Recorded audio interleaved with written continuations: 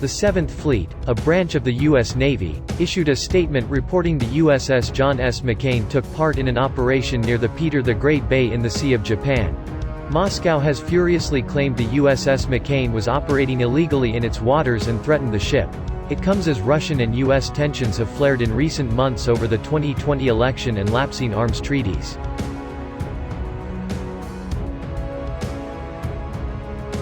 The Seventh Fleet statement said the destroyer had asserted navigational rights and freedoms in the Peter the Great Bay in a freedom of navigation operation. They added that Russia's excessive maritime claims had forced them to send the warship to challenge.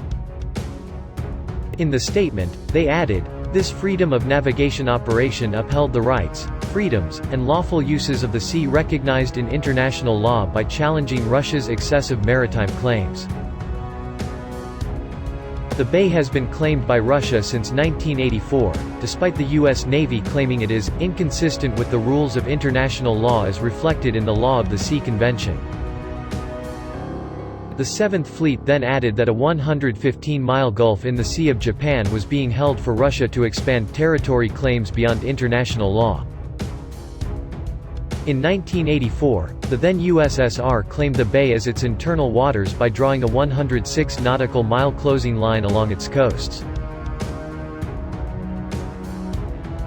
The Seventh Fleet continued in the statement, "By drawing this closing line, the USSR attempted to claim more internal waters, and territorial sea farther from shore, than it is entitled to claim under international law."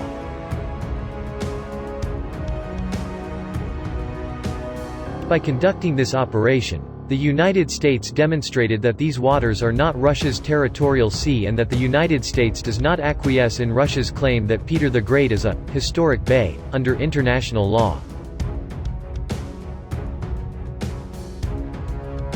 The operation infuriated Moscow, with Russian warships being sent to challenge the USS McCain. Admiral Vinogradov, a Russian destroyer, verbally warned the American destroyer that it was operating illegally. It then threatened to ram the USS McCain in order to force it to leave the area, prompting it to return to neutral waters. Lieutenant Joe Kelly, the Seventh Fleet spokesperson, said of the Moscow account, "The Russian Federation's statement about this mission is false. USS John S. McCain was not expelled from any nation's territory." Russian and U.S. forces regularly scramble aircraft and ships to intercept each other's operations, but rarely threaten to ram each other.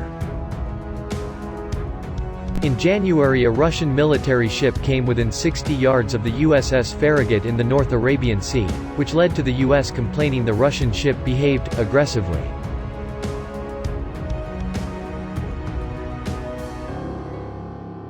In August, Russian naval ships harassed American fishing boats in the Bering Sea.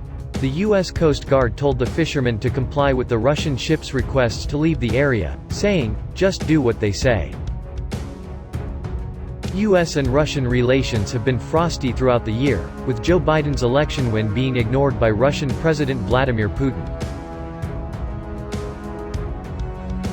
Under President Donald Trump, the U.S. and Russia have failed to agree on an extension for New START, the last remaining nuclear treaty for the two countries.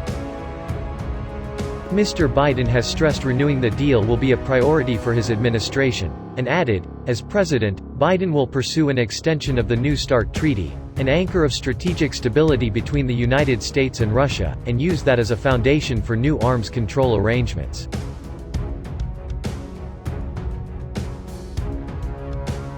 Similar operations to the USS McCain's Sea of Japan excursion have happened throughout the year in the South China Sea, in an effort to combat Beijing aggression in the waters.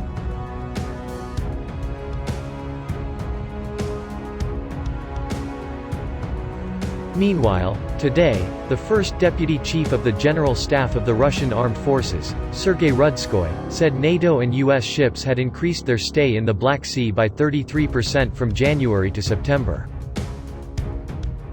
Of that number, 40% of those ships carry high-precision long-range weapons, such as the USS Franklin, which has 90 Tomahawk cruise missiles. Reconnaissance aircraft flights had also increased by 40% compared with last year.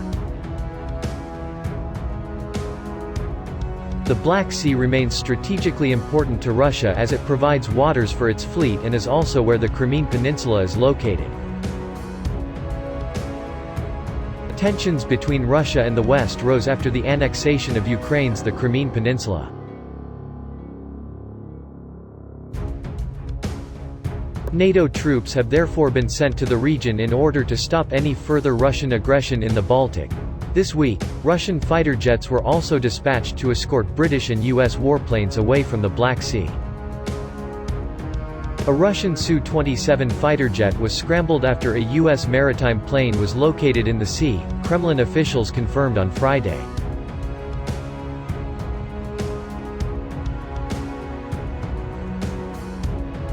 Today, the first deputy chief of the General Staff of the Russian Armed Forces, Sergei Rudskoy, said NATO and US ships had increased their stay in the Black Sea by 33% from January to September. Of that number, 40% of those ships carry high-precision long-range weapons, such as the USS Franklin, which has 90 Tomahawk cruise missiles. Reconnaissance aircraft flights had also increased by 40% compared with last year.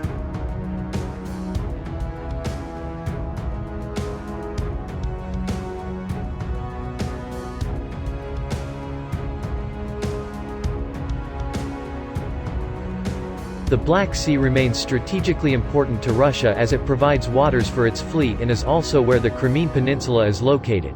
Tensions between Russia and the West rose after the annexation of Ukraine's the Crimean Peninsula. NATO troops have therefore been sent to the region in order to stop any further Russian aggression in the Baltic.